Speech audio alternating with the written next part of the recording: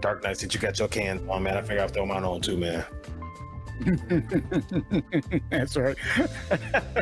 I decided to just let my camera just feel free to do what it wants. Plus, I thought might need to cans on, like, yo, the can. Oh, yeah. Are they? They're more comfortable. Hell of a lot more Anyway, they sound better. So I was like, you know what? Totally agree. That is terrible. I prefer my cans over those earbuds. Can't do it. They don't fit my ears very well.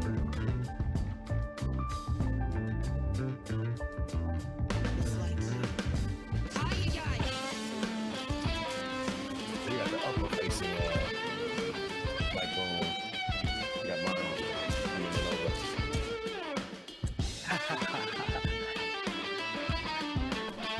All right, guys, it's that time. That's the problem with mine. You see over there, it's just that arm just keeps getting in the way. All right, guys, it's that time.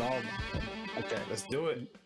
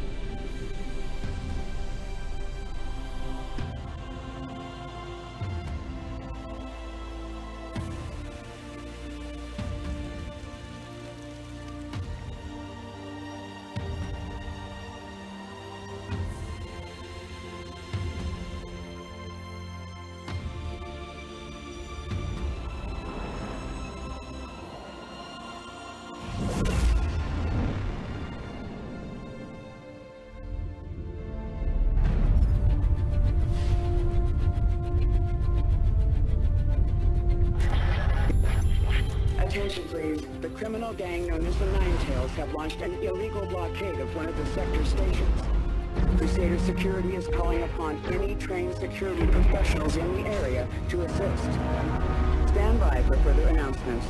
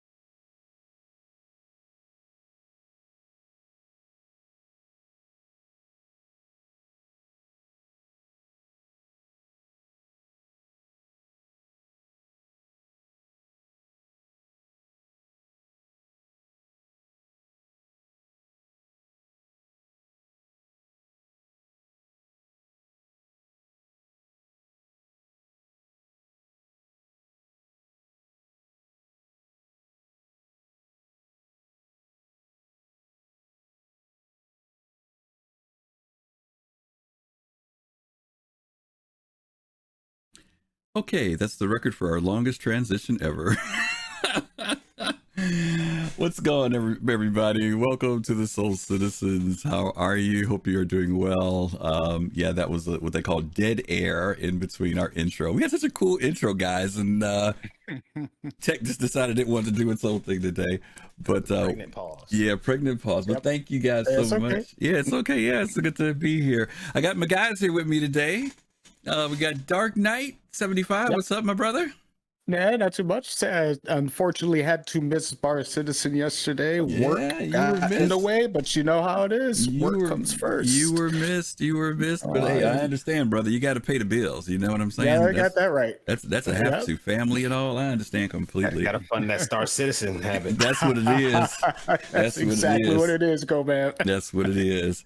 And of course, we have the man from ATL from the South, keeping it with us today, Gomab. What's up, brother? Good evening. Yeah, unfortunately, I was not able to make it to the Bar Citizen as well. I was tending to family matters up in Ohio with a little family reunion. Had a good time, you know. Nice. Did some electric slide and whatnot. Did you cook? Oh no. They handled it all. Yeah, I mean, I know you're big on the food. That's why I'm asking. I know if you might have packed something and brought it down. When they come to Atlanta, you hook them up. Then I hook them up. I'm not traveling to cook. That's I'm not. No. Ain't that serious? I understand. Yeah. I understand. Well, we're just happy to have you guys here today, and to all of you who are here with us today, thanks for hanging out with us today. As you guys know, we're going to be talking about update 3.1 or 3.14. You know, some people call it the pie patch. It's been out for a little bit now. It was in PTU for a long time. Not unusual, but there was a lot of stuff. PTU. Yeah, it is. That's true. They're running it in PTU and live. That's true. And there are things that they're still working out, but they've been chopping through it. I've kind of got some thoughts on that. I'm kind of glad. I know if you remember back in 3.13, when they pulled stuff away from 3.14, there were a lot of folks who got a little upset and said, why are they reducing it? There's nothing going to be in that patch. But the reality of it is I'm glad CIG is willing to take that kind of heat, because if they were to keep it the way it was, God only knows if we'd still be waiting on them to get everything fixed. And I know it's a hard decision when things have to get pulled away, because obviously we're all looking forward to any content that's being put out in the game. But, you know, we'll get into that in a minute. Let me get some initial thoughts from you guys. Gomab, I'll start with you, since you were the last person I hit. Have you had some time in 3.14, whether PTU or live? You know, what are your thoughts about it? Have you seen, what are your feelings between what was in PTU and what we have now? Anything you want to share in relation to 3.14? Yeah, the patch, I'm kind of mixed on it right now. I like the new stuff. I like the fact that you know, multi-crew is now, you know, viable, right? The age-old question is, 2 people in the ship going to be better than 2 people in 2 ships? Right now, that's actually, you know, a toss-up, right? Depending on the ships and depending on the crew, the skill of the pilots and the crew members. So I can appreciate that. You know, I love the new scanning when it works properly. I love the capacitor gameplay, kinda. I know that they're still working on that. Yeah, they're still working on that. You know, tweaking and stuff. You know, but it adds another element to the to the get ready, fast card, immersion of the game. We're gonna get him started early. Let's start right now. So yeah, you know, so I'm kind of mixed on it. The other part of it, that you know, with any new patch, especially when you're adding a whole new landing zone and stuff, it will introduce a lot of instability into the game. So I have been plagued with the error that shall not be named. Okay, I hear you. So I hear you. Now it's interesting. I'm looking at Fist to Face. He just put in chat. He said the PTU is actually better than the live version right now. I'm getting 45 to 50 frames on the servers with about 30 people in it, and I love it. So, you know, maybe some of the kinks that we've been dealing with, even in the live version, hopefully, based on what Fist is saying, he's seeing some type of, you know, better performance in the game. which is pretty cool. Hey, Dark Knight, we learned this last week. Put your hand up Yeah, to that's the, what to I've the been thing. trying to do And, and see if it'll yours is work. broken now. And it worked for a second. It's not doing it this week, huh? I don't know if it's maybe Nah, it's it's just not light. doing it. All right, well, let's see. It'll usually kind of fix itself. Sometimes it will. Yeah, over time. We'll see. Yeah. Hey, Coffee Gaming, good to see you. Admiral Kusanagi, good to see you. Saw Lucky pop in there. Good to see Lucky, as always. Arity, thank you. Ops Chief, good to see you. Vengeful, good to see you as well. All the familiar faces. Wow. Thracazox, thank you for that tier 1 community sub gift. We appreciate that. You kicking us off right off at the very beginning. Thank you. Thank you. All right. Let me go. There's DK. Let me go back and talk with him a little bit now. DK, what about you? How's your time been with 3.14, either PTU live or a combination of the two? Just like Face to Face said, it's been really cool in the PTU, nice and smooth. The desync isn't too bad. I mean, it's still a little bit there, but it's not too bad. But I guess it hasn't been too. It's been an okay. It's been an okay patch. I wish of course, Orison. But that's as far as what's being brought through, say, gameplay or something like that. Cargo is still broken. There's not much to do there. The frames going into Orison are pretty bad as it is. And then you've got this free fly that's trying to come up in the next week. We're going to see what's going to happen with that, because that's going to kill the servers, I have a feeling. But we did try out the Ninetales. We went into the PTU a few days ago and tried out the Ninetales, and we did do the Xeno Threat, and those seem to be doing pretty good. But considering there are only like 10 or 15 people on the PTU servers, it was a little hard to finish those out. Okay. And I was thinking, you guys are saying that you guys are getting such great performance on the PTU, and being as the PTU is the same essential patch level, just with fixes, I'm noticing a lot less people are actually playing in the PTU, right? They're like, all right, well, they're just texting out some bug fixes that are going to come to live. I'd rather be working on my money in live. It's not like the PTU is for like 315 or anything like that. So maybe you're getting a lot more performance, just like if you jumped on a new server. Oh man, your frame rates are out of this world, because not a lot of people are on there. Yeah, well, like Fitz said, I think he said 30 people on the server. I think he said 30 people. Yeah, something like that. Yeah, that's it's just over half. So you're right. I mean, that is what the numbers. The question will be when they're at max, whether we're seeing any significant changes. Also with desync, I know desync is still an issue out there for some folk. I know with the Ninetales piece, I heard Colossal hollering earlier a little bit about desync when he was doing the Ninetales mission. Okay, well, I tell you what, let's cover what we can cover. I'm going to be right off from the very beginning, I have tried to hit as much stuff in this patch as possible. And there are some things that I know personally I have not had a chance to try out. I've seen some other people talk about it. I'm hoping that Gomab or Dark Knight can kind of fill in those gaps, and I'll fill in for them, because sometimes it's just hard to get into everything. I think there's 1, 2, 3, 4, 5, 6, 7, 8, 9, 10, 11 things that came out in this patch that are major. And I don't know if everybody had time to hit all 11. So I'm going to start out. And you can, if you guys want to go to the RSI website, if you go under 3.14, they list all of these things that we're going to be going through, and we're just going to go through them one by one. I'm going to start off at the bottom of the list and work my way upward, though, guys. So the first thing I want to talk about is ship surrender.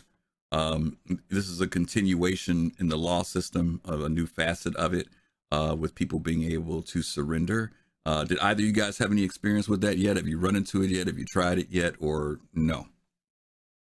Not yet. Not yet. Haven't had an experience with that yet. Nope. Okay. No. Okay. Anytime I get crime rating up, people come after me and not NPCs. So, well, you probably stay away from the stations anyway, right? In general. Right. Yeah. I saw a couple videos. In one video, I saw something, and the guy was saying that it was broken. But when I kept watching his video, I kind of think I figured out what it was he was doing wrong. And hopefully I'm hearing this right, chat. You all help us out if we got it wrong. My understanding is that when the local authorities call you over, they basically tell you to stop as usual, right? And if you're a criminal, they give you the option to surrender. If you surrender, you will still go to prison, but your time is reduced. It's not as long. And so if you want to kind of swallow that pill, then you can do that. The issue is, though, is that when you surrender, you have to totally shut your ship down. Not only do you have to come to a stop, you have to power down the whole 9 yards. If you are still active, your ship's still going, they will still consider that the same as like back in the day when you didn't pay attention, and they will attack on you. In fact, the video that I watched, the guy shut a ship down, he was sitting still, and the next thing you know, you saw a missile coming from the distance, and he was like, they're firing on me. And next thing you know, one hit, boom, he was gone. After reviewing the video, what I saw was, and I think some of you may have done this because I know I made this mistake in the past. Have you ever throttled down your ship and still had the cruise on? Have you ever done that before? You could still. So you're still moving one small, so even though that needle goes all the way to the bottom, you're still moving, and they detect you as moving. He didn't shut his ship completely down. So, if you hit C, it totally cuts off your engines and you sit still. Because he didn't do that, and because he didn't disable his ship, they fired on him. So just kind of be aware, if you decide that you're going to do surrender, they want you to kill it. Everything needs to be killed. Let me ask a question to both you guys. The ship surrender thing, is this going to be a mechanic where people are going to say, come get me, coppers? Or are people going to like say, you know what? I'm going to go ahead and eat that time. I mean, what will they have to do to make people say, I'm going to surrender? Maybe that's the thing I should ask. What's going to make people want to surrender? I think if people feel like they can get away, they're gonna get away. They're gonna do it. Yeah, yeah, they're gonna run. If they feel like, oh man, you got a little mantis out here trying to take me in, and I'm in a vanguard. Like, nah, you're not gonna stop me from making this jump to Grim Hex. Okay, so what will make people surrender though? That's what I want to know. What would be a situation where people would surrender? Same as anything in the game. Heavy monetary cost. Thanks for the follow. Thank you, Rainbow Cadet. Thanks for the follow there. Thanks for following. Come on, man. You forgot about Whammer. Whammer's going to pop up from time to time, man. So go ahead. So okay. Yeah, heavy monetary cost. Okay. You carrying something that you don't want to take a chance on losing or something? Well, no. I mean, if you go into jail... If you go into jail, you're going to lose whatever's on there. So, I mean, what will make people surrender is like, look, you know what I'm saying? Like, if they say you go into prison and we taking 30% of whatever money you got as a fine, like, you know what I'm saying? If you run, right, your fine keeps going up, and, it could take up to 30% of your available cash, depending on how long or how far you run. If you don't get this crime stat cleared off before we catch you, what if CIG starts making ships that can one shot you? In Eve, Concord can hit you one shot. It was over with. When they police showed up, if you took a chance on running, if they hit you once, it was gone. You lost everything. Do you think CIG would have to implement something like that in order to make people surrender? Because to your point, you said if it's just this little small Avenger and you flying in your Vanguard, are you just gonna laugh at the cops and keep rolling and evasive maneuvering so you can get out of there and take another crime stat? Yeah, I mean Idris, like 2005 says, Idris can one shot you, but I don't think Chris is going to do that because then he'll have to make that available to everybody. He's not going to just have NPC only ships and weapons. But yeah, if it's something like, hey, look, you have a low probability of actually escaping. Okay. The probability. You know what I'm saying? Yeah. Okay. Yep. Like right now, there's, what are you going to do? You lock me down from quantum? I mean. Okay, I'll just keep running, you know what I'm saying, until that icon goes out and then jump somewhere. Okay. I mean, let me ask Dark Knight. Dark Knight, when the cops tell you to stop and you don't stop, they hit you for 20,000. Right. Yep. And I remember the very first week that I was in the game and I was doing box missions. And I think it was the second time I was trying to land at Port Tresler. And I thought I stopped. I must not have stopped, or I must not have figured it out. He hit me with 20 grand. I'm like, I don't even have 20 grand in my account. Cleaned you out. What the hell am I supposed to do? So I'm trying to figure out whether or not I'm going to get a crime stat because I didn't have the 20 grand to pay back. But I found out that it was didn't really matter because I could go to the find machine anytime and pay that off whenever I had the money to do it. But they weren't going to give me a crime stat for that. But as going back to what Gomab said, I think is kind of is the crime worth is it worth it? So is the crime enough of an issue for me to have to run?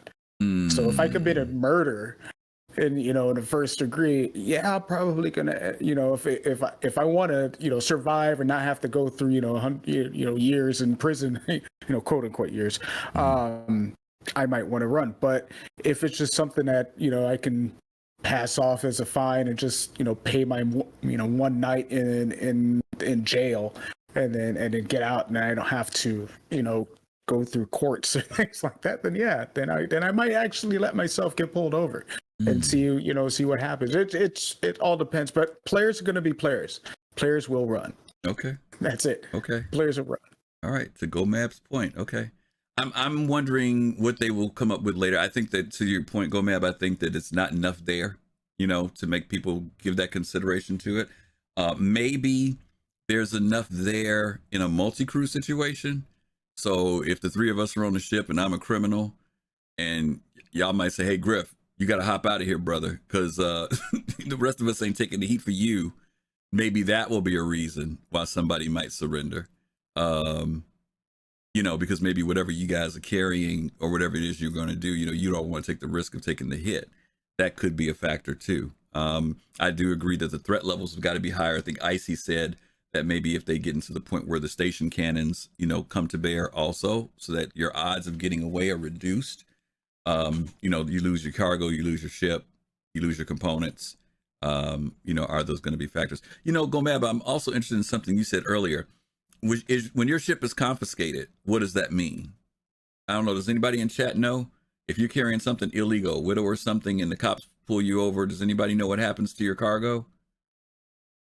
Do either you guys know anything about that? I'm assuming it gets confiscated, right? I don't know particularly. I'm going to guess it's confiscated. Yeah, I'm going to imagine it's confiscated, especially if, just like if you would in real life. Yeah. You can imagine you got pulled over and they impounded your car. Everything. Here's that duffel bag that you left in your back seat that we took you to jail for. We didn't open it up. Yeah. Okay. Well, I'm asking too. I'm thinking. By the way, let us catch you with it again. Yeah. By the way, guys, we're doing a giveaway today. We're giving away a Taurus. Since we're celebrating 3.14, we'll be doing a giveaway for a Taurus. And I'm asking because, with this, some of the ships are shielded, right? The MSR and the Taurus are supposed to have their smuggling areas. And technically only government or military ships are supposed to have scanners, if I'm not mistaken, that can penetrate that. So I'm just kind of curious as to whether or not, your stuff will be gone. They impound your ship and lose it. Fast card says they impound your ship and lose it. Okay, you're saying you refer your whatever your cargo is. I'm assuming your illegal cargo goes away. Okay, all right. We'll see. We'll see. All right. Oh, it's a joke. Okay, well, dude, you can't. I'm looking for information, so you can't give me bad information. Okay, let's move on then. That's what we'll get from ship surrender. The next one is the HUD, the canvas sliced HUD rather. What were you guys' thoughts on the new HUD? Anything? Did you like it? Do you like the changes they put in it? Is it confusing? Is it something you'd see that would make it better? I'll go with you, Dark Knight, this time around on the HUD. I don't think it's bad. There's a couple things that that kind of stuck out that I didn't that I missed, like the percentages for the fuel, as opposed to just having that little graph, or that little. You rather see something numeric? I like to see the percentages. I like to see the percentages. That kind of helped. It gave me a little bit more of a judge of the quantities. The weapons setup where you could see the capacitor energy outputs of your weapons on the top there. That was pretty. I like that. Let's see. Thanks for the follow. The compass, awesome. You can actually find a direction, which is just great. And at least some kind of a visual notification of what what's going on with your ship, whether you're coupled or VTOL or or if your gear's down or up. You've at least got a better visual Most icons are representation down there now. Yeah, but like Admiral says, he says it's kind of difficult to see in certain situations, and that's true. You know, if you're on a really bright planet such as Crusader during the day, it's a little difficult to see some of those readings. But maybe they can fix that with some drop shadow. But you know what? Yeah, They added some drop shadow, and what they've really talked about, or what people have been really asking about, is that they actually allow us to change the color of the HUD based upon where you're at. Because, for example, when you're in Orison, and if you happen to be leaving late day when that sky is orange, and you're in one of the ships that has an orange HUD, you're going to be struggling. Some of the ones have blue HUD. Some of them are lighter blue than darker blue. I mean, the fact that we should be able to change the tint of those so that would something that's contrasty to whatever's in the background would probably help a lot, along with the drop shadow. Absolutely. But I think that they need to be able to give us that flexibility of changing the color. I know that's going to take a little bit, but to me, I think that's what it's going to take, because there's so many different backgrounds that you run into this game. Even sometimes when you, like, I know when I've been out mining, and I'm facing toward not Crusader, Stanton's Sun, right? Stanton's Star. Man, if you're, you know, if it's the wrong way, you can't see it. I'd love to be able to make those letters black, you know, just so I can see them stand out, you know. Well, man, what about you? What about the HUD? Anything, improvements, changes, like it, dislike it? I do like the fact that I can now see if I'm in VTOL or not. That's good. I don't like, and I think someone mentioned this, Hook 2005 said it. If you turn your engines off, you can't see how much fuel you have. That's just that's a weird thing to me. But I'm sure, you know, enough people will speak up about it, and I'm sure that's not a hard thing to fix in the code. Overall, I think it is a step in the right direction. I love the fact that there is a compass. You know, we're moving closer to 2020. You know, we're getting close. You know, you know, it is. I would love, like I said, I'd love to be able to customize it.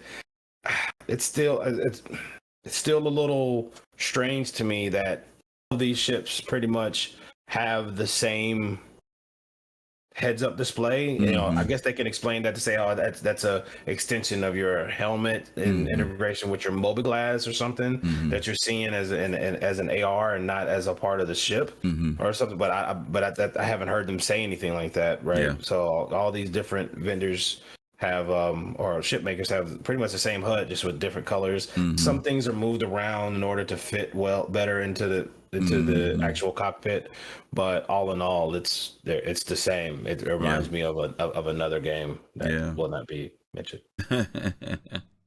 I know. I do like the ships. I do like when we get in ships like the Gladius, for example, where the multifunction displays actually, you know, the graphics match it. You know what I mean? I actually do like that. I mean, in a way, I get the HUD thing, the invisible HUD. It's nice, but I do like the tactile and the fact that I can look at certain screens and see them.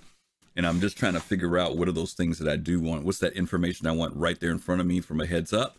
And then what's that information that I don't mind looking down and touching a panel, you know, to find as well. And I know it's going to be a matter of preference for a lot of people. I know there was somebody here, I think Jade talked about them changing automatically, and I agree. Right, I would hope that they would shift, you know, in color, and hopefully they'd be able to create something that would allow those colors to be whatever the greatest contrast is to whatever the background is, you know. But we give us the ability to change our own colors, kind of like. Well, she's just saying if it could happen. She's just saying in the future it'd be cool if it just happened automatically. You know, that's like you have the windows that tint automatically when the sun, you know, comes down.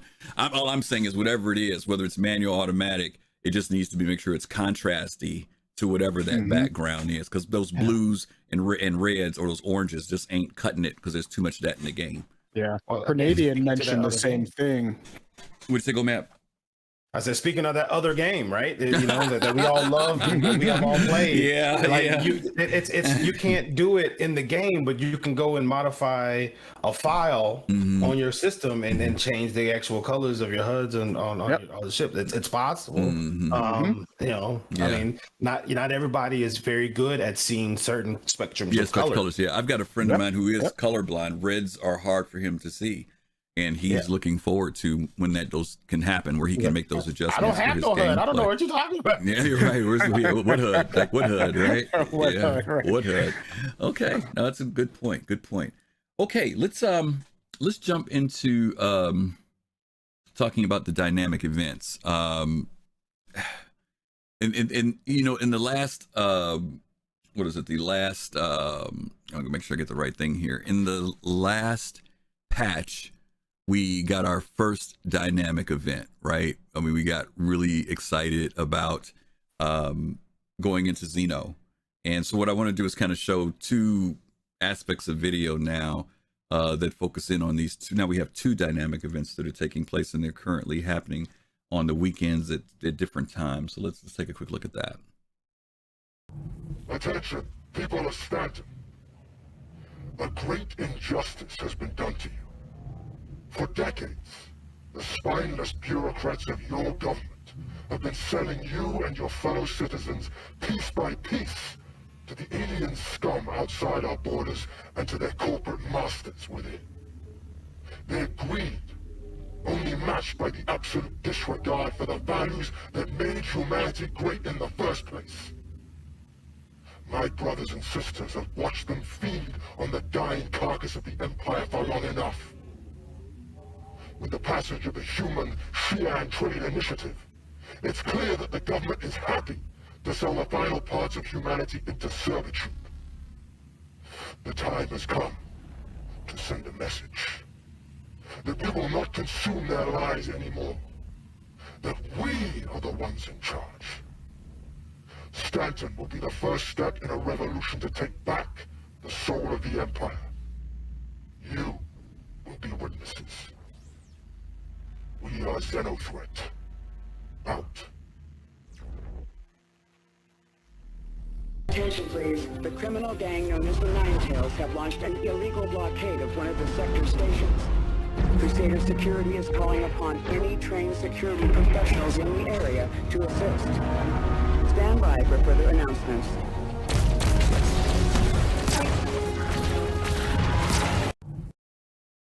Okay, GomabATL, my question for you is, how is he with that red paint in front of his eyes, seeing out his helmet? That's the thing I want to know. But have you participated in either the Xenothreat or the Ninetails event? And if so, any thoughts? I did participate in the Ninetails. Mm-hmm. It's kind of weird. I killed everything and then nothing happened. Interesting. No announcement. I just nothing? had to fly into the quantum block. Put away. I just kept flying around scanning. Like, okay, is there anything else for me to kill? I mean, I killed like 10 ships, but it was like, all right, that's it. Where's the Ninetails? Wow, that's interesting. There were nobody was there PvPing. I was like, all right, I guess I took care of the Ninetails for you. You can come out now. That's interesting. Daxaros, thank you for the subscription. For the sub. Fastcart will say thank you. Thank you. Fastcart, make sure you tell him thanks, Fastcart. Hey, and hey, Gigi's out there today too. Hey, Gigi. Okay, so now my understanding was when you do that mission, there is some special piece of armor that you were supposed to get. I might not look. I think I just flew out there and just killed stuff.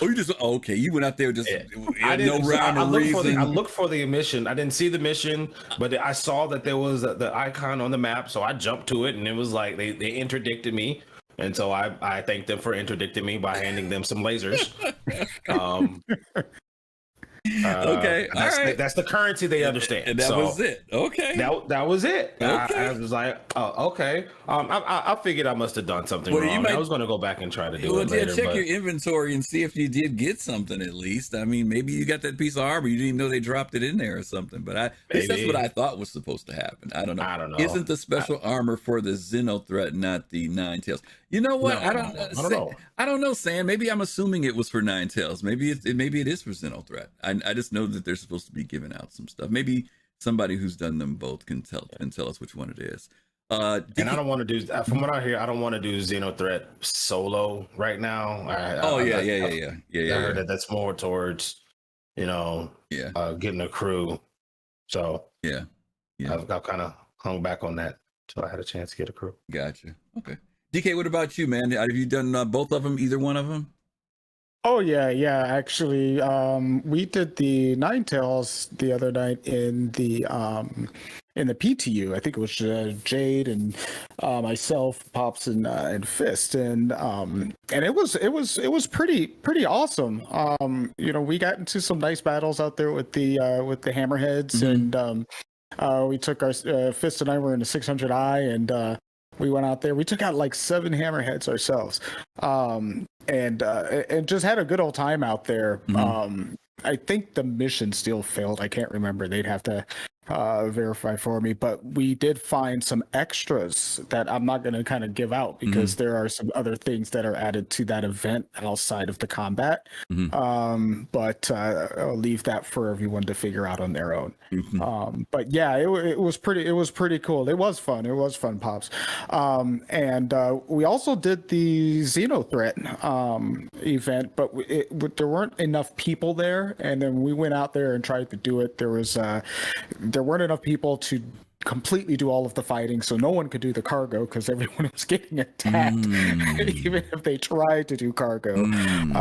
And there were just too few people to actually do the event on the server at that time. So, wow. But yeah, I mean, they did work out. But I would imagine once we get into live with those events, with the, again, maybe it'll be a little bit better on. People were getting wrecked. Okay.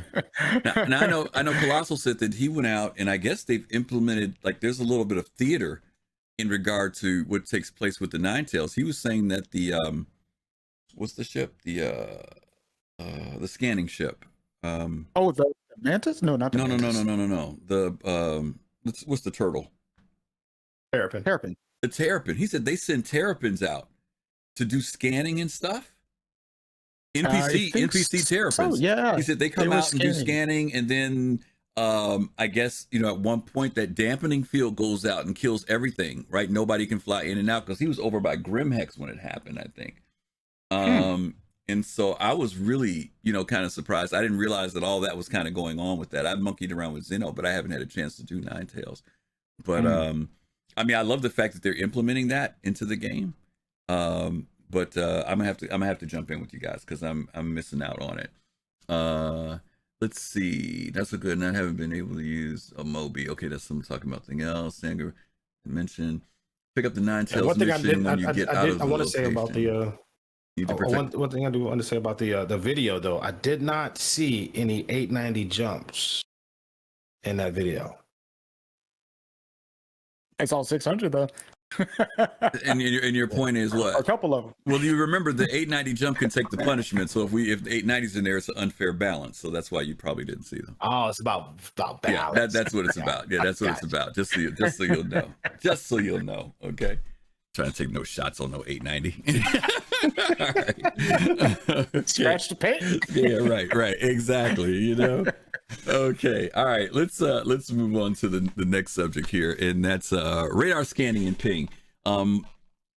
Folks have been kind of excited about this because what we had before was okay, but we've been like hoping that CIG would refine this even more, and this is just another iteration, but they have expanded it. Gomab, have you had a chance to monkey around with it? I haven't had a chance to do all of them. I've done scanning and I've done pinging. I don't know if I've done radar. I know that kind of sounds kind of crazy that you didn't do radar, but I think I've just done 2 and 3. I haven't done the first one. Have you seen anything new with the radar? Radar supposed to be just passive, right? Radar is that's just the regular, I guess. Yeah, I would assume. Yeah. The ping goes out and says, "Oh, there's something interesting over there. You should go scan it." And then it gives you more information about it. Now, the scanning of ships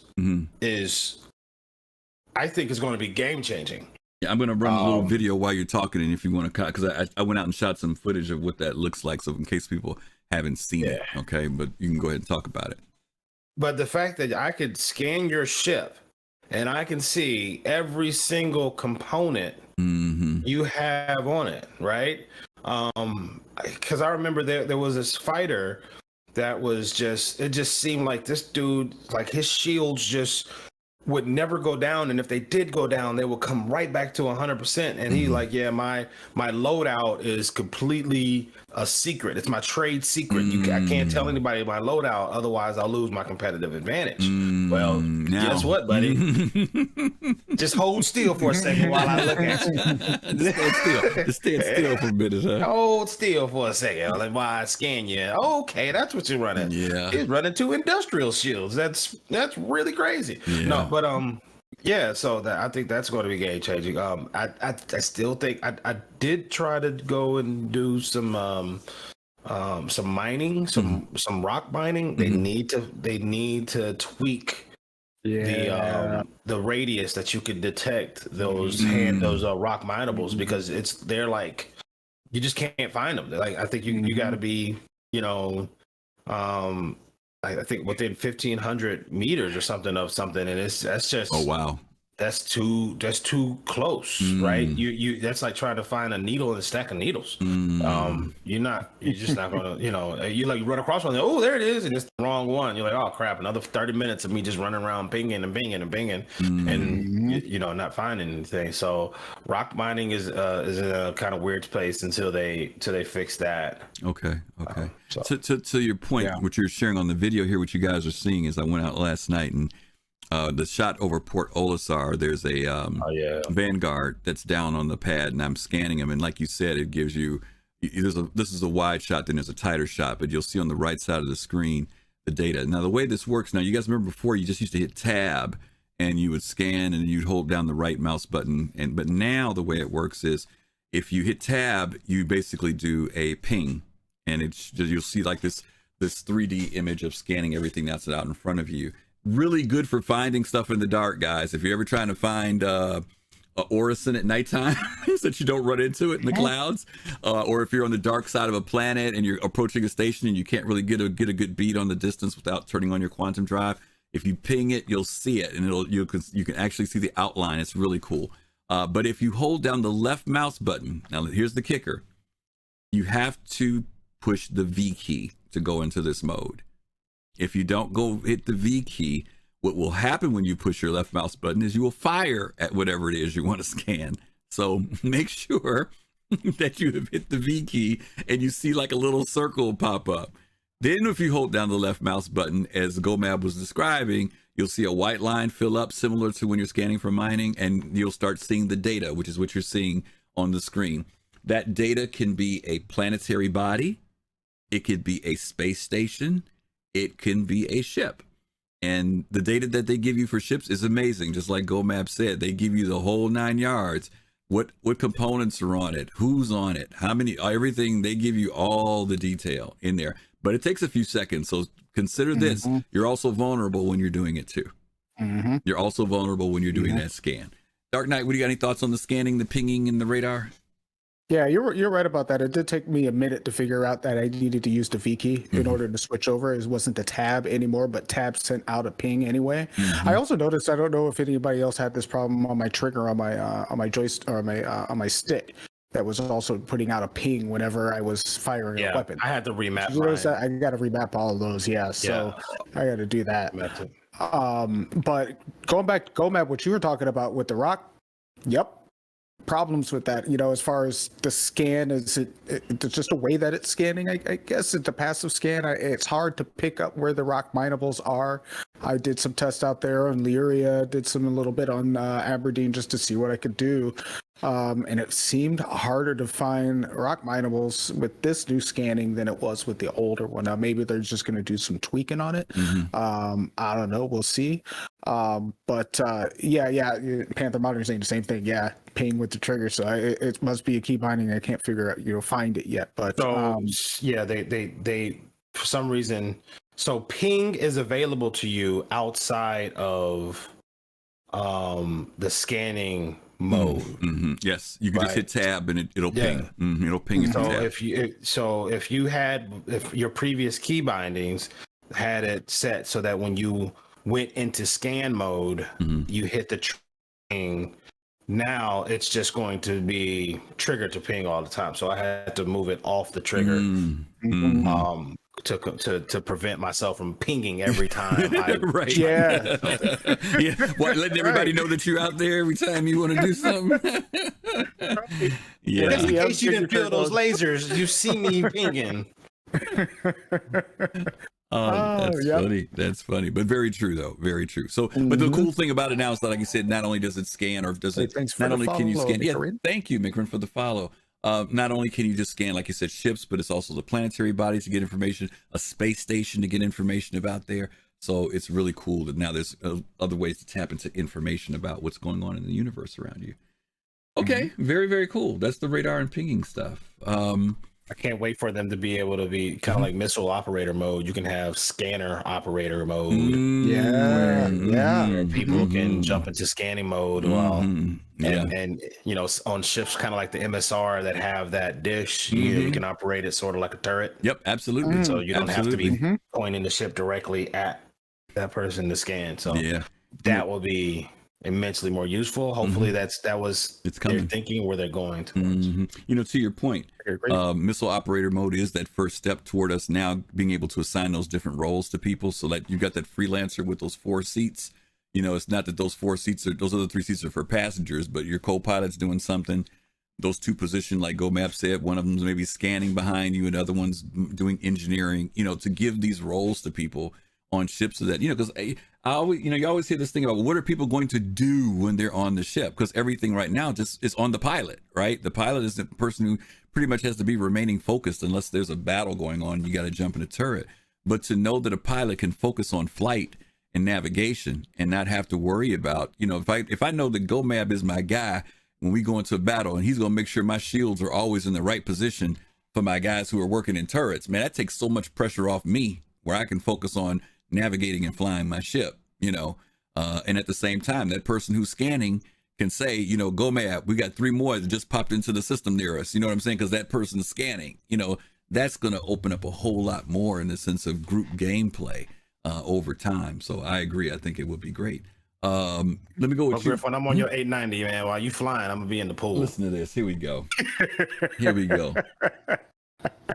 In 1 second, he's talking about my 890. Another second, he's talking about eating caviar and champagne and sitting in the pool. Hey, look, man. You Look, know? I'm a complicated Hey, that's man. what the I like what I pool's like, for. and I like, you know what I'm saying? I like what you like, you know what I'm saying? Like, you go buy it. I just, you know. I like what you like. All right. Yeah, okay. All right.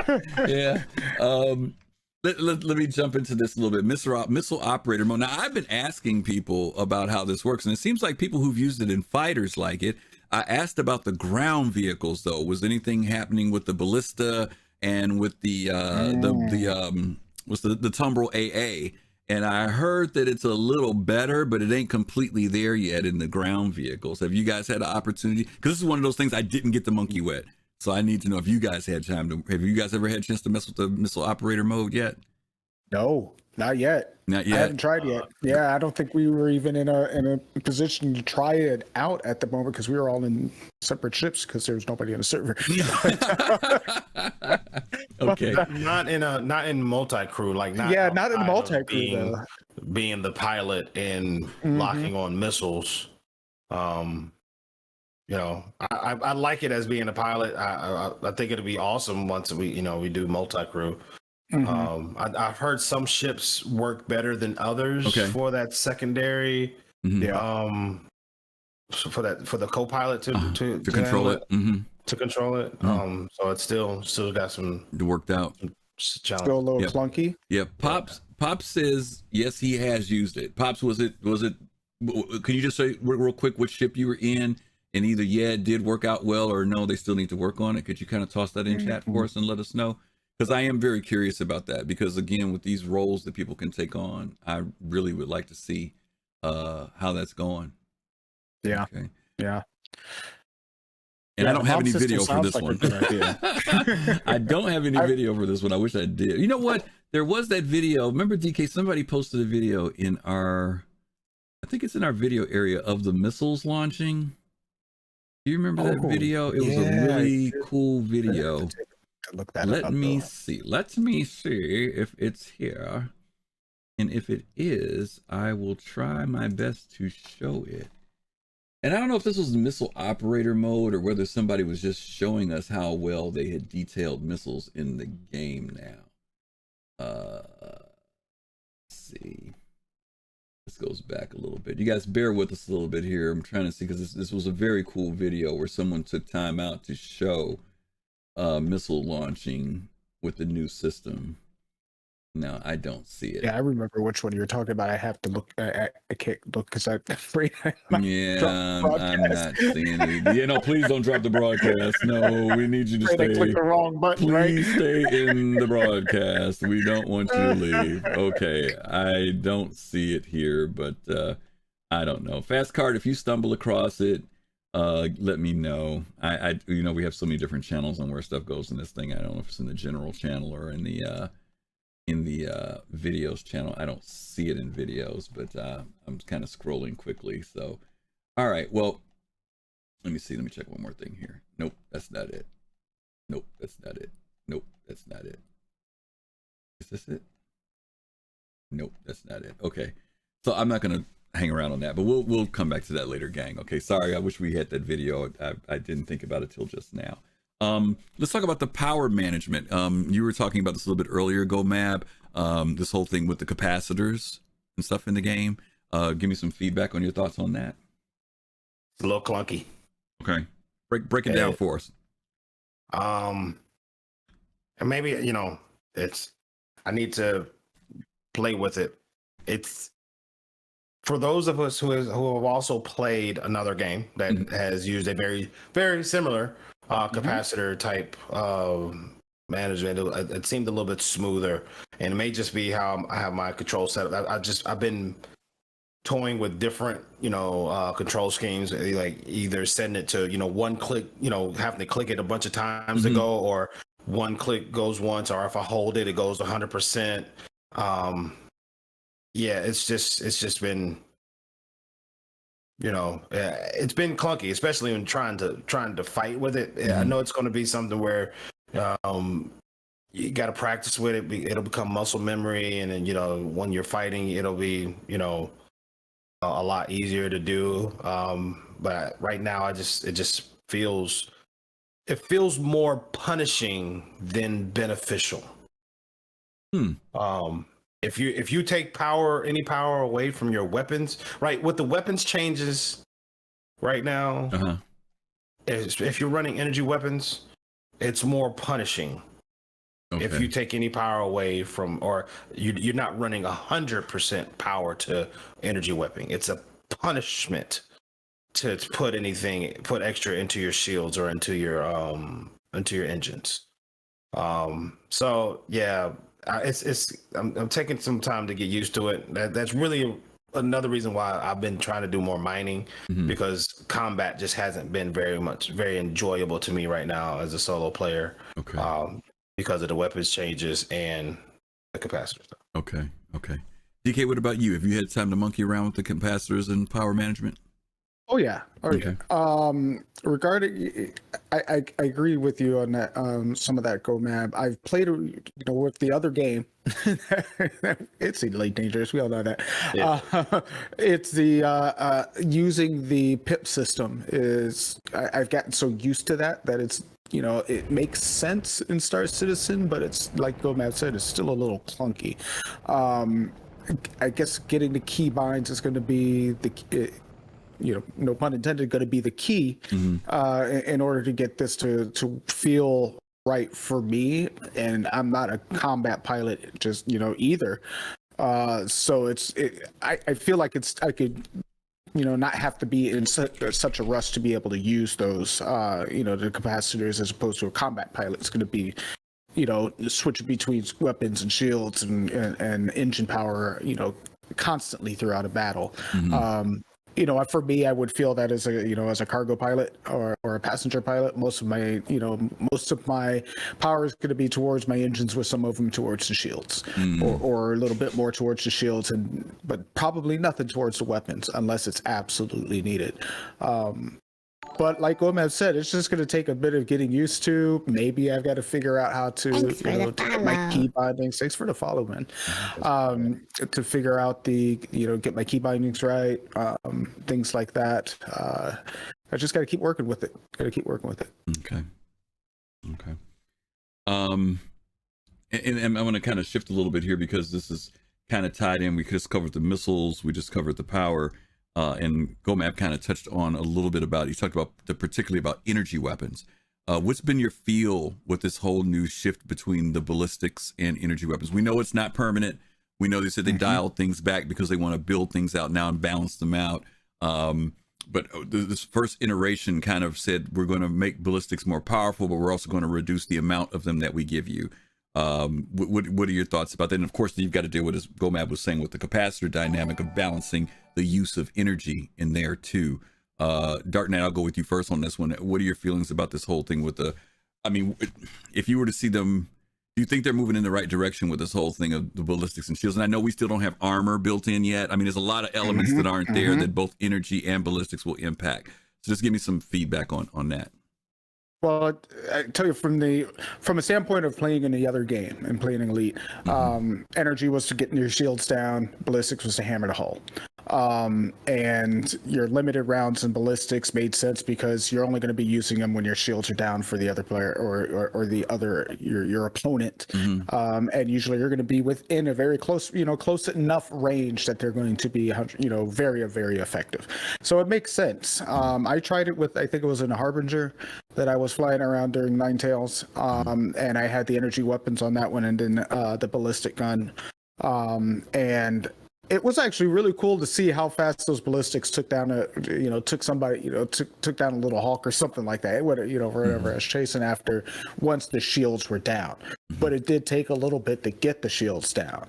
And it took a little bit more work. But if you were in close enough range with the ballistics and, get a couple shots in on them with those cannons and boom, it's pretty much lights out for for your opponent.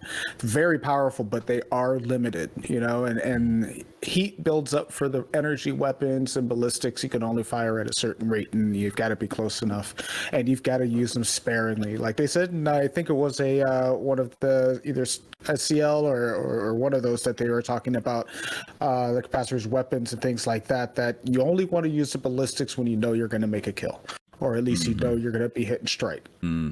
Otherwise, you're wasting your ammo to try and use them against shields. So you got to learn how to use those balances, balance your weapons there. Gomab, I'm going to throw a different question at you, because this is in relation to your people's choice, right, between ballistic and energy. I always thought it was interesting when CIG released the Crusader Ares, right? Because they put out these two ships that were distinct in their roles. One of them being the Ion, and of course the Inferno. One is energy, one's ballistic. How do you see those ships, in light of they're the next, ships that are going to be coming out that players are going to have in their hands, in relation to the use of power, right? Ballistic or energy. How do you see those ships being utilized in the game?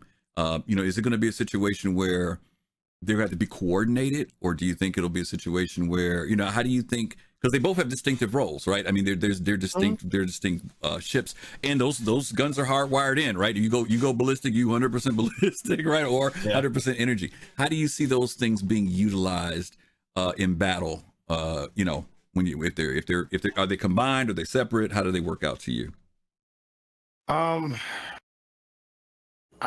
really hope that they don't suck the fun out of them by making them too limited. And that's on one hand, right? I don't want them to be too limited where you can take the Inferno out and go burp. And if something died when you burnt it, then great. But if you missed a couple shots and it didn't die, well, too bad. You got to go back to the station and rearm. Okay. I just really hope that's not the case. And the same thing on the Ion. I hope it's not a case where, you got, 4 or 5 really powerful, laser bursts, but then you got to wait, before you be able to, do any more. It's supposed to be a repeater. So but on the other side, you can't be too OP either, right? Because right now they're supposed to be size 7. It's a size 7 Gatling gun. I mean, you turn a freaking, Vanguard into pink mist, with that, with that Gatling gun, right? Like that pink mist. How the Ion, you're talking about a gun that should be able to one-shot something. An Ion should be able to melt an Aurora or arrow or anything with a size 1 shield should just literally phase out when you hit it. At least twice, right? At the very, very most. It shouldn't take, these things are supposed to be able to kill cap ships, and so that's going to be the biggest that's going to be the biggest balancing challenge in my opinion, because they're building these ships as smaller ships meant to be able to damage and hurt significantly, put pain on capital ships. If asking my opinion, I think that's a mistake. I think you don't want to have small ships to be able to, because then you're having, what about other small ships? Are you going to diminish the maneuverability of these ships in order to make them so they're not the meta in dogfighting? That's what they said. That's what they said about those 2 ships, that their maneuverability is going to be where they get cut. You hit it right on the head. For those 2. And are they going to have lower shields, smaller shields? Yeah, I don't know. Are they going to be slower? Yeah. I mean, and so I feel like you have to artificially limit them from what they. So these are Crusader ships. Yeah, I hear you. These are Crusader ships. Yeah. The MSR is one of the fastest ships in this size class. How are you going to make a fighter less maneuverable than the chubby boy, right? Like. That means your design thought process was you had to inorganically limit it, and so I hope they understand this, and I hope they okay, guys, we got to really rethink this. Hopefully they'll level the playing field a lot on this stuff. I understand that these are just first passes for the balances, so. Those are my thoughts, and I own both. I own the Ion and the Inferno. Just as a disclaimer, I do have both of them. I will, pick one and probably give the other one to my alt. Yeah. Okay. Very interesting. All right. Okay, those are good answers, guys. Let's go on. Let's hit the next one here. The Constellation Taurus, right? Interesting ship, been around since the early days, sitting in folks' hangars as hangar ready, and even though people owned them, they couldn't fly them forever and ever and ever. It's been on the roadmap a couple times, taken off the roadmap a couple times, coming back to the roadmap a couple times, and it finally came out with some anticipation. I mean, I think people were just kind of more curious than anything, but then when it came out, I'll get your feedback on what you think about the ship. So let's talk about that for a second. Let's take a look.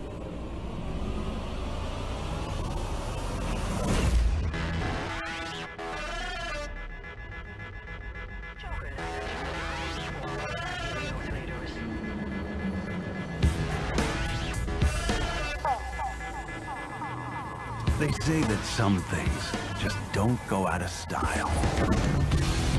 That the true classics never die.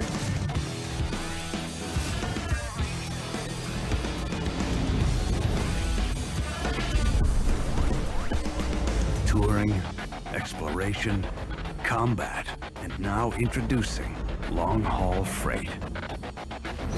The all-new Roberts Space Industries Constellation Taurus still does it all. All right, that's the Constellation Taurus. Go back. I'll start with you this time. What'd you think about the Taurus? I got a bone to pick with. He said, and now long haul freight. That's what he probably said. should have said long haul cargo. I mean, I see freight as like the whole series with the boxes off the side, much grander scale. Cargo is boxes. That you can put in there. Yeah. But that's semantics. We're not going to get stuck on that. FedEx truck versus a real long rail truck, cargo. right? 77 cargo, right? Exactly. Okay, I got you. Freight versus cargo. I'm like, man. Okay. Tomato. I got you. Go ahead. Yeah. They took a long time to release the stripped down work truck version of the F-150. I guess I don't know. It's the long bed, no frills, no snub. It's nice looking. Now, what the cockpit, right? The cockpit in it is different. Yes. Than the Andromeda. Now, I haven't been in an Andromeda since I've been in the cockpit of a cockpit. Did they change the cockpits of the other? They did do an enhanced. I don't know if they've done the other ones, but they did. They did for the Phoenix. For the Phoenix too. I haven't been in the Phoenix. Really? Wow. I've got a Phoenix, and it did change for the Phoenix. They put that lighting pass through it. The other ones. Okay. Well, I'm talking about the actual buttons, like the physical buttons panels on the chair, the panels. Okay. So that's across the Constellation board. And I don't know, like. It's slightly more cargo than an MSR. With more guns, more offensive capabilities, but it still flies like a turtle in the mud. So, I guess with the multi-crew stuff, with the turrets being buffed significantly, there is a gameplay space for it. 4 size 4 guns, 4 size 4 gimbaled guns on it's nothing to sneeze at in combat, right? You can put a hurting on pretty much anything. The fact that it's got capital size shields on it now. I saw a guy. We have a friend who put 4 revenants on that thing, and he was slicing everything that was in front of him. Everything. Oh yeah, I bet. Everything. I mean, I've always said that. I've always said people underestimated the Connie, and now that they've done the enhancements to it, it's like the go-to multiplayer for a lot of people now. It's been a sleeper for a lot of years. And I mean, I'm just referring to Taurus, but I'm just saying the Connie itself, like you said, the enhancements that they've done to it have definitely made it. People are taking a second look at it now. But I like it. Okay. Like Shake said, it lost a lot of the thunder, being that it came out after the C2. If this would have came out before the C2, as that cargo ship, but okay. Dark Knight. Let's see. First that commercial. I'm sitting there watching a Santa Ball, tournament on my TV and my 600i, and then this commercial comes on. I'm like, oh, check out, it's the new 2951 Taurus. Okay, cool. And then go back to my Santa Ball tournament. But and then the other thing I was sitting there thinking when we were talking, I was reading through there. I love the fact that people are still trying to use a Ford Transit van to wear F1 cars around a Nürburgring. It's serious. It's just like, it doesn't, it has so much offensive power, or it's got, it doesn't have to start. It's a cargo ship. I'm not supposed to be taking a cargo ship dogfighting against a whole bunch of Hornets. Sure. It's got a lot of guns, but it's got a lot of guns to shoot forward, to blockade my way through whatever is in front of me, and and it's got plenty of power for going straight through whatever's coming at me. I can shoot at, but I'm keeping going. I ain't turning around.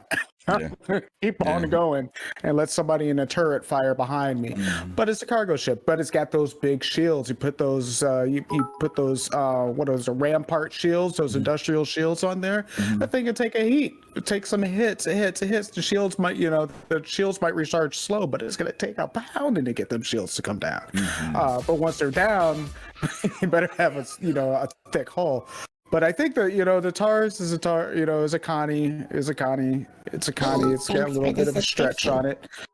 Got a little bit better. Thanks for the subscription, Thank you, Maiden Ariana. Thank for the bits and the subscription. We really appreciate that. And thank you, TV Liquid, for the 100 bits as well. Let me get a couple more people in here. Hellraiser, because this line's stacking up. F Crazy, thank you for the follow. Harrod Van Beek 20, thank you for the follow. Malakrin, thank you for the follow. And Thackerin, I think I gave you that for the gift to Fast Card. Thank you all so much for all of that. And Hook 2005, thank you for the follow as well. We appreciate that. And so does Whammer. Thanks for the follow. We appreciate that. Devil's Cross, Thanks, thank Devil's you for the Cross. follow too. We'll give you one more to Devil's Thanks for the Cross. Thanks for the follow. follow from Hammer. Whammer says thanks. Okay. Yeah, one of the things that I've been surprised with, Golem Dub, thank you for the follow. And Whammer, y'all gonna wear Thanks for Whammer the out. follow. One of the things I did like about the ship, and GoMab touched on this a little bit, they did give it a decent cargo size. You can put boxes in there, you can put a tumbrel in there, and you still got plenty of room. It is a large cargo area. I'm curious, GoMab, about that rear area where the P-52 was. I'm assuming that is now the shielded area for smuggling. Originally in the Taurus, it was supposed to be behind the pilot seat and the floor, and now they've moved it into that back area. So I'm really curious to see how that, like in the MSR, what's going to be the gameplay that comes behind those, because when you scan someone's ship, you'll be able to do the scanning the general cargo area, but unless they're military grade, if I'm not mistaken, they won't be able to penetrate that shielded area in the back of the ship. And it's a decent amount of space back there. I thought it was going to be a little small space, but it's a really larger space than I thought it would be. Yeah. So it'll be now really I got a curious to see. question. That's going to be pretty tough to physically load that space in the back, considering the cargo deck only goes up so high, and then you got to climb a ladder to get to that rear area. How you gonna do that with big old boxes? Let me ask tractor you, beam, if you obviously. look on the ship, right, I was going to tell you, that's going to be the way you have to do it. You're going to have to tractor beam it in. That's going to be it. But it's interesting, on the back of the ship, if you go underneath that area, at first I thought like it almost opened up. Almost thought it did the way it looked because of the design. Now, maybe it doesn't, but I was kind of like, man, they should make it where that, like a hatch opens up or something that you can access just that back area. Maybe they will later, who knows. But only thing I could think of is what you said, that you're going to end up taking that, multi-tool off your hip and yanking whatever it is up there and placing it in that back area, Jade says, the stump door is still there. Yeah. Okay. Thanks, Jade. Thank you. Yeah, it is. So we'll see, if they'll do something with it or not. But I'll tell you this much. I was surprised at the price increase. We had forecasted that the ship was going to, because it was previously the same price as the Freelancer Max at $150.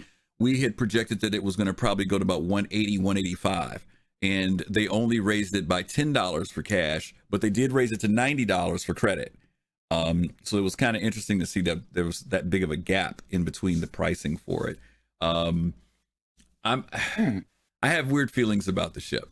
I've always liked the Connies. I don't own this one. I have an Aquila. Whether I'll get this someday or not, I don't know. But I do like it. If I get into smuggling, I'd probably go this way more than the MSR. I like the MSR for data running more than smuggling personally, but that's just me. But if I've got something really valuable that I want to be able to protect, I feel a little bit safer in a Taurus more than I do in an MSR when it comes to that. But that's just me. Just me. Okay. I mean, is it still easy for those engines to get shot off? That's a good question. That's a real good question. Because since they've done this last push on it, I don't know how well it handles stuff. Panther Modern, thank you so much for giving out those five subscriptions. You all send some love to Panther Modern. Those of you who are blessed with his benevolence, we appreciate that, Panther, for the support as always. And don't forget, guys, we are giving away a Constellation Taurus today. We're giving away a Taurus. As you guys know, the Taurus, even if you buy it out with cash, it only comes with 6 months of insurance. I know it's terrible. It's not LTI, but hey, it's still a great ship. Free ship. We're going to be giving it away. So hang around and you guys can put in for it. And hopefully you'll be the lucky winner of a Taurus Constellation. And you can fly around just like in this commercial. Okay. Let's move on to our next topic here. And this gets into a whole nother thing now, cloud tech. I got really blown away by some stuff yesterday with the cloud tech. I mean, my eyes were kind of spinning about, Crusader and stuff for a long time. And then I decided last night to go to Hurston, because I hadn't been to Hurston in a little while. And I knew the cloud tech was supposed to be implemented, some of the atmospheric stuff. So you're going to see a little bit of that clip in here, and then we can talk a little bit about, you know, the implications of this new cloud tech that's in the game. Oh, there's no sound. Okay. Or is there? Let me see if there's sound in this. It might be terrible sound. Nope, there's no sound. Okay. So this is Crusader. You all know that Crusader has changed its look dramatically. It looks a lot different now. This is when you're going into Orison. This is some footage that I shot. The cloud tech has improved. What do you guys think? I know when it first came out in PTU, it was kind of funky in some areas, but it seems like it's getting better and better. It's not completely there like Microsoft Flight Simulator level, but they're getting there. Gomab, give me your thoughts on it, and then I'll come back to Dark Knight. I mean, every time I go in, it gets better. You know, and yeah, is dynamic weather on moons and planets, is that considered some of the cloud tech, or no? Is that something different? I think that's something a little bit different, if I'm not mistaken. Maybe chat can help out with this, because, well, you know what? I don't know, because what you're looking at right now is when I went on frickin' Hurston yesterday. Okay. I was only a few kilometers out, and it freaked me out, dude. I mean, before you used to have some weird stuff, but this was like a whole nother level of weather that I was getting yesterday. Yeah, I experienced that on Ariel. Oh, really? And it was like a dust storm. Yeah. On Ariel, where I was like visibility was just non-existent, even in front of me. So I literally had to use the pings in order to make sure I wasn't going to slam into the ground. So yeah, I think I had the same. So I think if this is cloud tech that you're showing, then that is what I saw, and that is new, scary, and amazing. It truly was. And you know, the kicker for me was I hit the ground because I was going by the altimeter because I couldn't see, and that's the only reason why you see me going third. I usually don't fly third person. The only reason you see me going third person here is because I honestly hit the ground at like 1300 or something like that, and I'm like, oh shoot, I can't tell where I am right now. The sea level's not matching up, and so I had to go into this external mode just to kind of hopefully see what the ground looked like.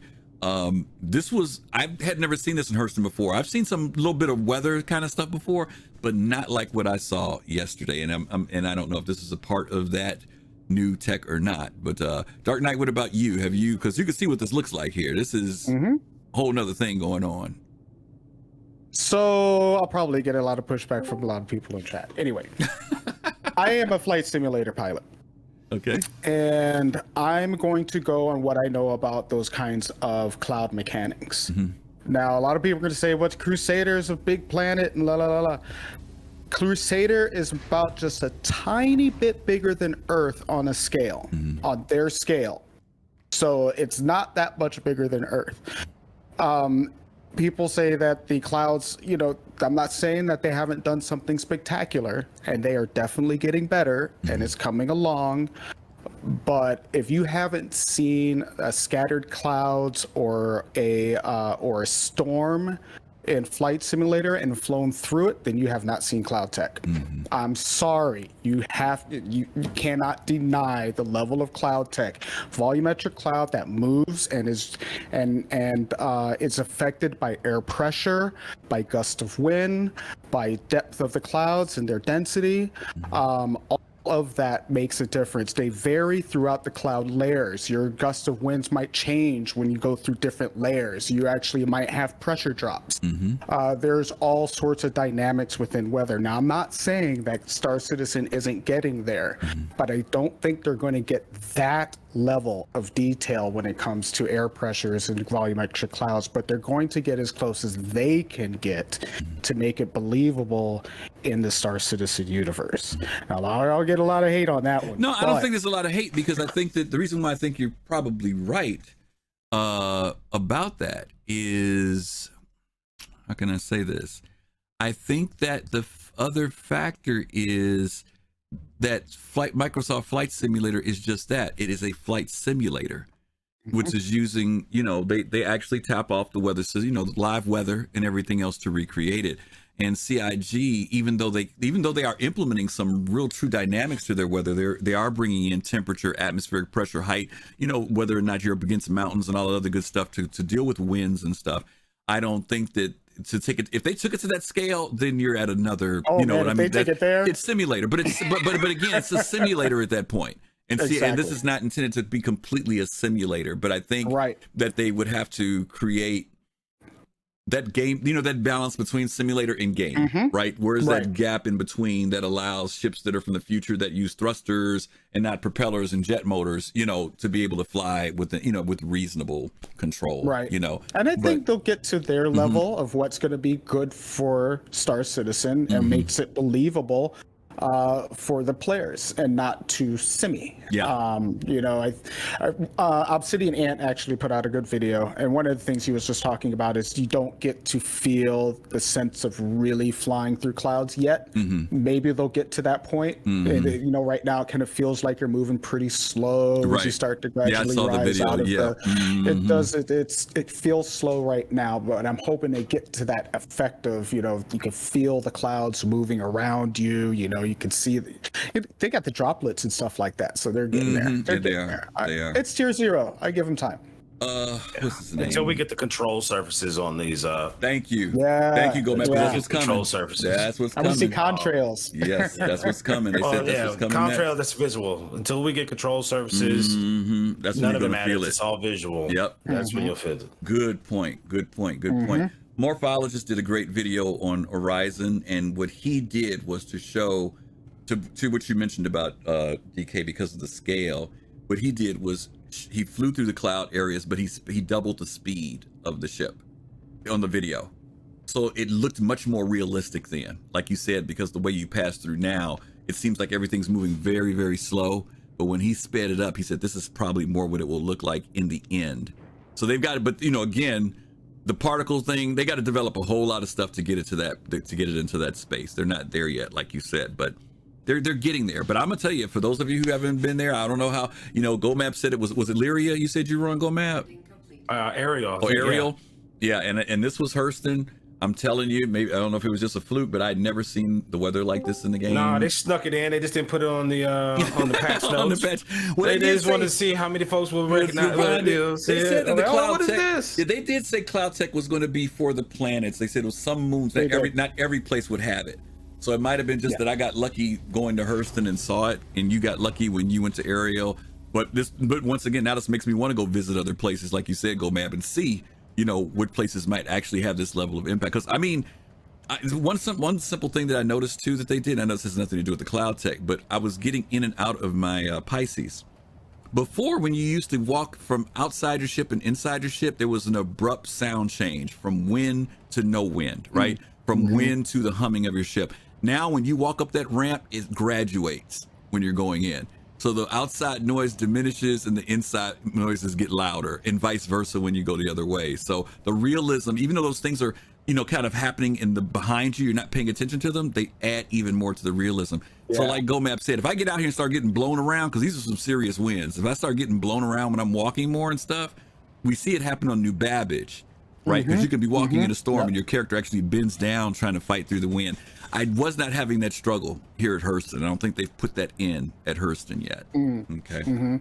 So we'll see. Has anybody been blown away when they jump up in the air and get blown across the lake? Has that happened to anybody? No, I haven't had that happen yet. Oh my God. Let's hear it. Okay. All right. Well, that's the stuff we'll talk about with the good old Cloud Tech. Okay, time is zooming by. It's 8:30 already. Okay, we've got one more piece to look at, and this is actually the last of the 11 things that we're going to talk about. We are going to be doing the giveaway right after we do this next part, but I know we're going to spend a couple minutes on this, and this is talking about Crusader and Orison themselves. So we're going to take a quick look at the Welcome to Orison video, Crusader Orison video, and then we'll talk about it.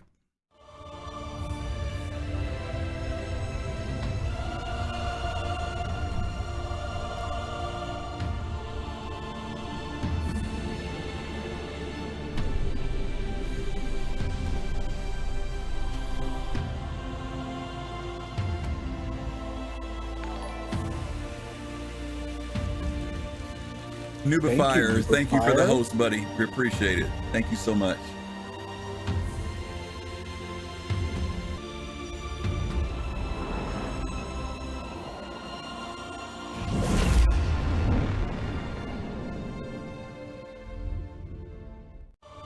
Okay, let me turn that off for right now.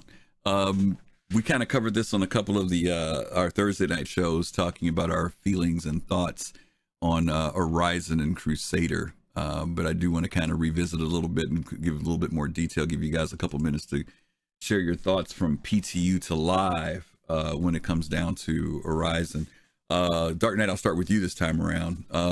Thoughts about Orison? You know, it's been this is kind of like the final landing zone for the Stanton system. Yep. Completes it in the sense of those big areas that we've been looking for.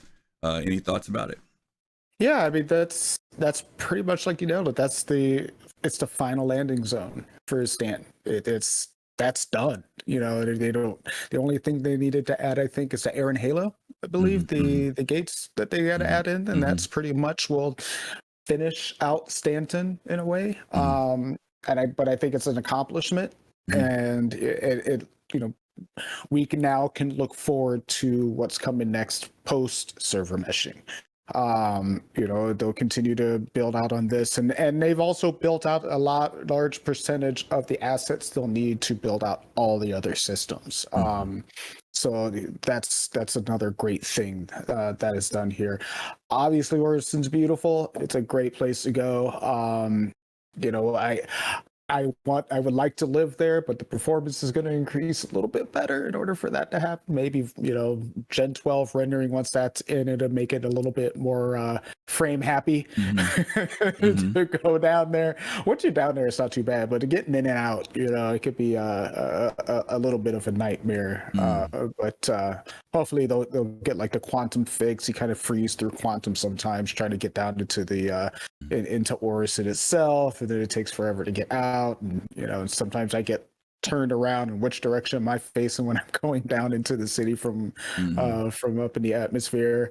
You know, little things, little tiny things, but it's a beautiful landing zone and so much potential for future growth with all of the pads out there and places to land. I think is awesome. Yeah, I want to touch on something Adiz is just saying in text there. He says, I don't know about everyone else, but Stanton is not done. Yeah, I don't want to give the impression that Stanton is done, Adiz, not by any means. What I'm saying is on the big picture of what was supposed to be put into that system astronomically, the planetary bodies, the major landing zones, there's still other things that they're going to be putting in the game. There are other stations that are going to be re-implemented back into the zone. The belt is going to be done better. The gates are going to be done better. There's also some other mission stuff that's got to go in. There's just a lot of stuff. Oh, Stanton the Star. Okay, yeah.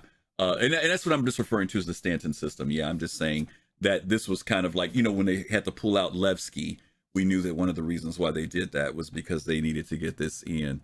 And as they continue to add this, and Stanton remains a test bed for a lot of stuff, those things will start to expand out as we go into Pyro and other places.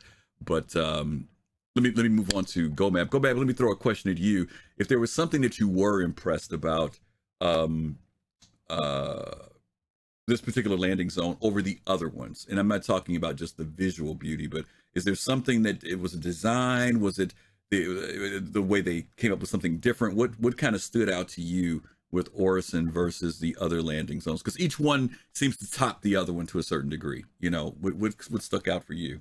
Well, I mean, in all seriousness, the thing that did stand out to me the most is the visual beauty of my own character when I bought my new outfit. Those clothes, I have never looked so good in a video game.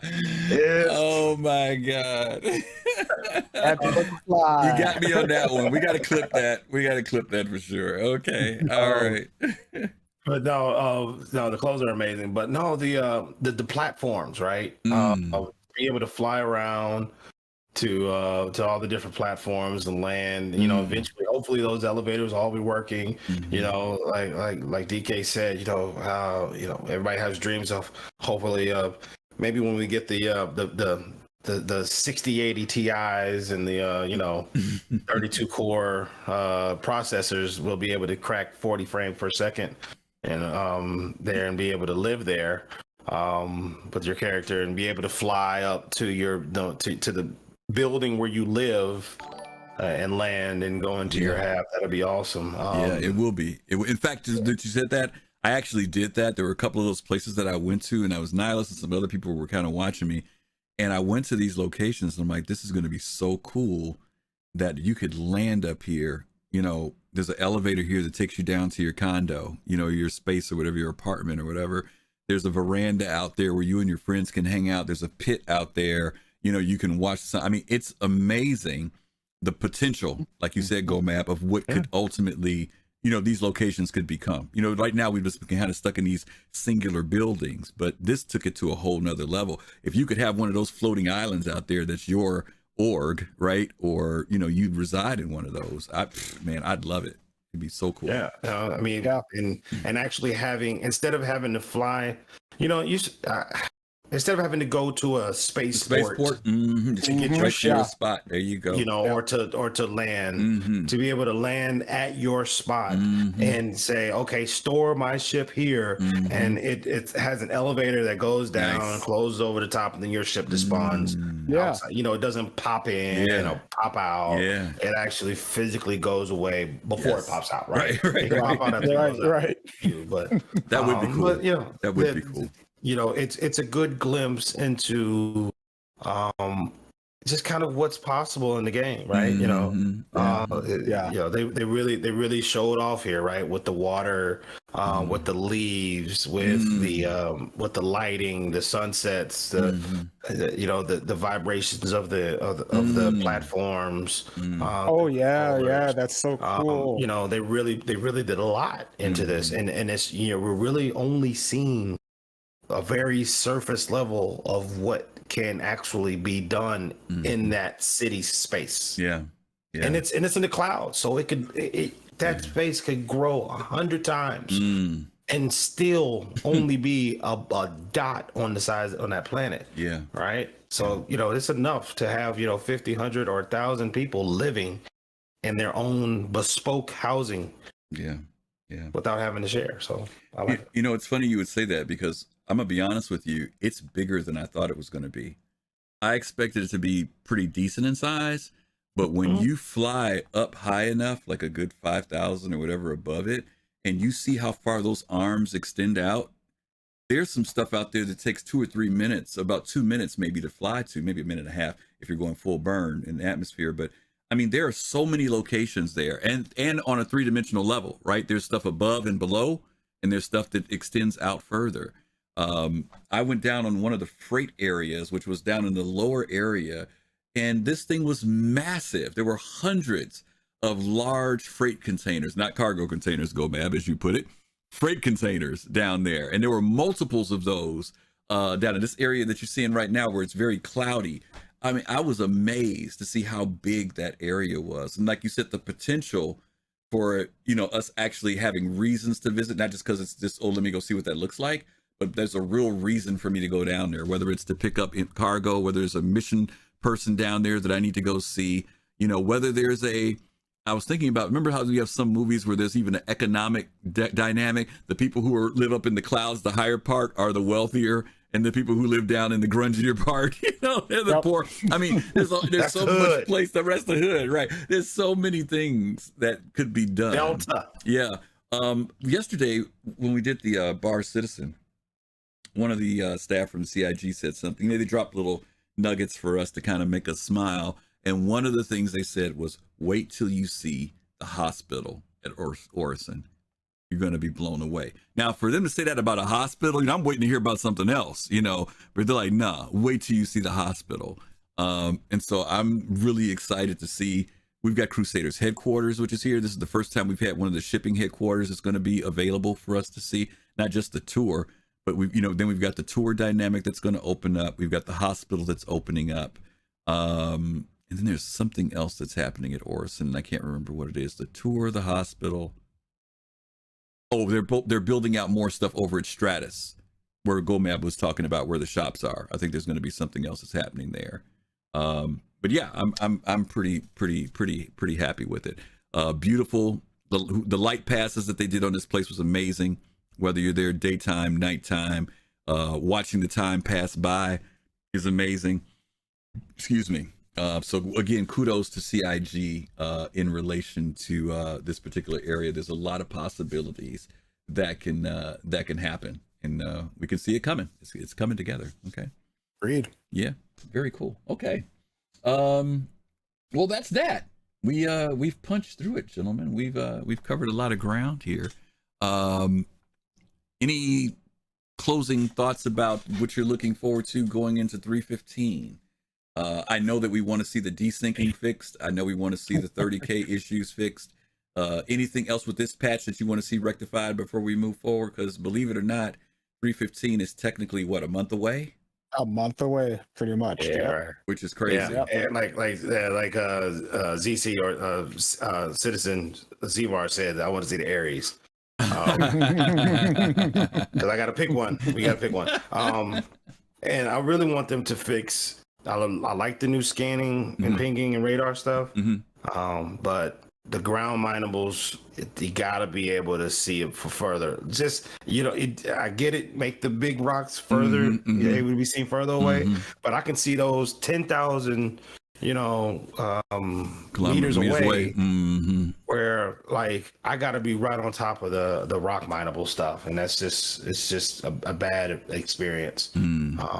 So that's a good point. Okay, DK, what about you? Anything in particular you want to see come together before we move into 315, or something you want to see in 315?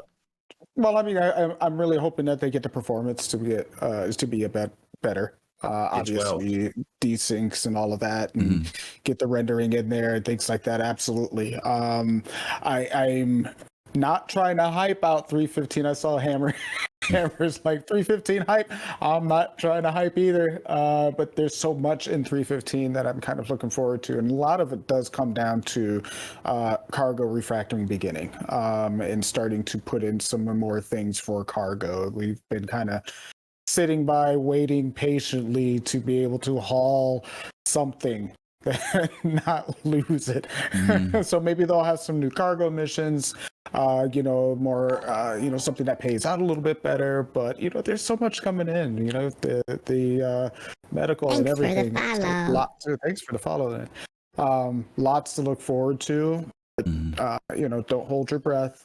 Be patient. No hype. You know how we are. Yeah. But yeah, hopefully performance gets a little bit better before, and this free fly coming up. Yeah. And all this other stuff. Yeah. It's going to be crucial that CIG really, I'm sure they are. They're going to be really pushing hard this week, because the 18th, those of you who don't know, there's going to be another free fly coming up. So yeah, there's going to be a lot of people who are going to probably come in and test the waters again. We had a good group of people who came in during Invictus, and I'm sure we'll have another good group of people, especially since the word has kind of gotten out. Orison wasn't out back then, and there are a lot of people who've seen it now and are like, wow, and they've heard good things about what's been happening with Star Citizen. So yeah, it'll be something to look forward to. Other than that, I think that's about it. Did we cover everything, guys? I think we did, right? I think so. Yeah. Time to give away a spaceship. We got to do our giveaway. All right, we want to do our giveaway. All right, why don't you tell them what we're gonna give away there, GomabATL, so I can start getting the giveaway together. All right, for the first time ever, we're going to be giving away one of Griff's prized possessions. He's going to give away 8. No, I'm just kidding. Oh God, yeah. Oh yeah, you really got jokes. You really got jokes. Who is that? Shipwreck. Thank you for the 100 bits. This brother about to get me in trouble. Today's giveaway is the ship of the hour is the RSI Constellation Taurus. That's right. And you can get in by let's see, what are we going to do here? What's going to be our keyword? What should we make our keyword, guys? We want to make the keyword Not an 890. Now you want me to put 890 as the keyword? What's wrong with using that as the keyword? I got some problems with that. What is that supposed to mean? Oh my God! Well, it said freight. It said make it freight. Make it freight. Oh, okay. Since GomabATL pick that word. All right, we'll make it freight. All right. Y'all make sure y'all spell freight the right way, please. All right. Don't put the E in front of the I. Even for I in front of the E. Even in front of the I. Freight! Hey, don't be like exclamation me. point freight! Exclamation point freight! If you are interested in winning the Taurus. F-R-A-T-E. Yeah, yeah. Please don't spell it F-R-A-T-E. Freight. F-R-E-I-G-H-T. Please. No S. Freight. Oh no, you knew. Exclamation freight. There we go. Awesome. This will be a Constellation Taurus with 6 months of insurance, even though it's war bond. Unfortunately, they're not doing LTI on this one, guys. So, because the shows, you guys know, the Taurus has been out previously, so that's the only reason why it's not happening. Let's see. The only Radical Larry, thank you for the follow. Machine 77, thank you for the follow. I Mischief, thank you for the follow. SPTE Error or SPT Error, thank you for the follow. Devil's Cross, thank you for those bits. We appreciate that. Thank all of you all for that Thanks follow. for the follow. All right. Thank you. I think we got everybody in. If you're not in, I'm going to give you a couple more Get it seconds. in. And then Free fly Lucid starts on the is following. 18th. If you're interested in free fly. Yes. Thanks for the follow. Absolutely. Okay. I think we got everybody, right? You might have a Taurus. All right. Jet says good luck to everybody. So Jet is wishing all of you all a very, very good luck. All right. Here we go. On the count of 3. Well, we got all these people who are following. X-Kitten Mittens, thank you for the follow. Sonar 2, thank you for the follow. Floof Tech, thank you for the follow. Dr. Smith DVM, Dr. like Smith. that. I don't know if we trust anybody with Dr. Smith. I'm a Lost in Space person. That's kind of spooky, but I love that. Dr. Smith DVM, thanks for the follow. All right, here we go. On the count of 3. 1, 2, and 3. And the winner is Conscript. Conscript 954. Conscript, are you out there? Conscript, if you're there, give us a shout back. We're going to send you the congratulations. I don't see there. Hey, there he is. Hey, Conscript is there. Congratulations. You are the new owner of a RSI Taurus, Constellation Taurus. Yes. Robert Space Industry ship. So you can fly it proudly, and as Gomab would tell you, make sure the engines don't fly off. So you should be in good shape. Okay. Awesome sauce. We'll take it out for free fly. Yeah, awesome sauce. All right, Dark Right, Knight. proudly, just not quickly. Not quickly. Not going anywhere fast. But you'll do it proudly. But do it fly proudly. Fly proudly. DK wants you And to now freely. let everybody know about what we got coming up this Thursday and next week while I look for who we're going to raid here. Oh yeah, so let's see. Thursdays are our Soul Talk show, and that is a call-in. And if you are free and would like to come and join us and sit and chat and have some nice discussions, we usually talk about ISC and do some machinima and some cinematics.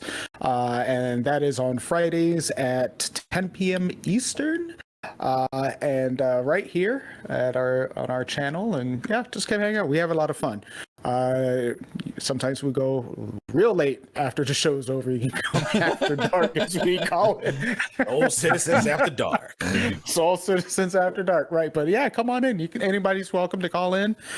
Just join us in our Discord. You can find a link in the description, or Fastcart might post or you could just hit the exclamation point Discord to get our link. But and Jade's going to do Starship ASMR. Oh, yeah. Yeah, come to the after show, and you'll hear all the jokes that Fastcart can't make online. Oh Lord. we want them to stick around. We want them to stick around. Right. Okay. And Pop's talking about cereal. Oh, no, there we go. Listen, next Sunday, guys, we're continuing with our series on industrial strength. We're going to be talking about an old favorite, an old diehard, the Starfarer. The Starfarer is finally getting some love. You saw a couple weeks ago, they started showing us refueling We're going to talk about what the Yes. Starfarer can do. Devil's Thank you, Devil's Cross, Cross. thank you so much for that sub. We appreciate that. So we're going to be talking about the Starfarer and talk about, well, there's a lot about the Starfarer. You know, it's one of those ships that's kind of forgotten about. But man, oh man, I think we're going to be talking about some really cool things about that ship. It might make people take a second look at the Starfarer. So join us next week for Industrial Strength. And yeah, that's about it. Well, again, congratulations to our winner. Oh, you know what? We had some questions, guys, before we leave. Oh, I questions. completely saw them pop up and I zoned out. This one is from, let's see, viewer question. Most of the, this is modern. I can see who wrote this. It's not telling me the names of the people who sent this. Most modern fighters are very little. Blah, blah, blah, blah. What do you think of the $100? Okay. What do you think of the $190 for the price of the Taurus? And we kind of talked about that a little bit. It's $190 USD if it's credit. If you're paying for it in cash, it only went up by $10 from 150 to 160. It was kind of an interesting jump in price to me. I don't know. That is so weird. Yeah, well, you know what? It's not too weird, and I'll tell you why. If you look at the ships that it would be compared to in size, because GomAP hit on a point about the size of capacity for it. It's a little bit bigger in cargo space than the MSR, but the MSR has a little bit more functionality. Okay. The other dynamic is that when you compare it to the other RSI ships, right? So the Constellation Andromeda went up from 225 to 230, if I'm not mistaken. So it increased in price by $5. When you get to the Aquila, you're talking $310, if I'm not mistaken. And if you're talking about the Phoenix, you're talking, is it 350 or 400? Almost 400 now. Is I it think 400? it's 395. Something like that. So if you look at it in the sense of how the pricing jumps in scale to go from, you know, 190 in credit or 160 in cash to 240, or if you go 180, it's not too far off in the sense of what those ships offer. The defensive capabilities are pretty close. You do lose that other turret, but you get the tractor beam. You know, there's some trade-offs there. But again, we thought that the cash price was going to go up even higher than it was, and it didn't. It was just the credit price that went up. So, and again, the Taurus is one of the ships that's been around for a very, very, very long time. One of the first multi-crew ships that was entered into the game. So it just, like GomAP said earlier, it took a long time for it to finally get its love. It's been sitting kind of on bricks for a while, from pardon the expression, for most folks. So they're finally getting the ship that they paid for. So I say it's about time. yeah, it's definitely about time. Okay, so we're gonna go ahead and close out for the night. Starliner. Yeah, I know. Yeah, Nuberfire, we did too. We thought it was gonna be about 185, 180, but they didn't get there, so we were surprised as well. But anyway, thank you all so much for hanging out with us tonight. We really appreciate you as always. Don't forget, as we mentioned earlier, our Thursday show next Sunday, coming back for the Starfarer show. And enjoy 3.14 while you can. Have fun with it. Invite folks in for 3.18. Those people who you know understand what it means to come into an alpha. Make sure you explain it to them very clearly what it means to come into an alpha, and have fun with them in the game. To Dark Knight, GomAP, guys, thank you all so much. You all jumped in there today and helped out with a change and show. We appreciate you so much. And Absolutely. until we see you guys again next time, it's going to be a peace, love, and soul. We are going to be rating Curvy Barbie. So you all say hello to Curvy Barbie when you get there. Send some love from the Soul Citizens. If you like what you see, of course, follow and like her. And we'll see you guys real soon. Take care. Have a great night and a great week. 07, everybody.